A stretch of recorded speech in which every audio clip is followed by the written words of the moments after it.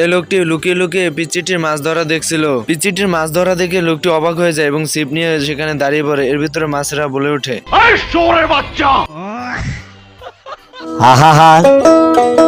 এরপর এই লোকটিকে নদীর মাঝখানে মাছ ধরতে দেখে এই লোকটিও নেমে পড়ে, কিন্তু সে তলিয়ে যায়। আর মানুষ পান নাই, বারবার শুধু আমার উপরে। আরে এই লোকটির তো বগের মতন পা লম্বা। এরপর মাছ ধরা রেখে এখানে আসে পাখি শিকার করতে। লোকটির সঙ্গে এখানেও দুর্নীতি চলে। একটি হাঁস দেখে সবাই গুলি শুরু করে দেয়।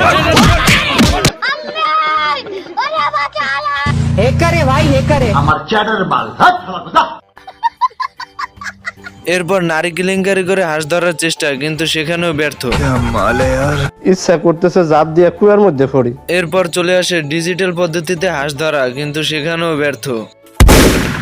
গায়ে শেষমেশ হাতি মার্কা বন্দুক দিয়েও মারতে পারছে না।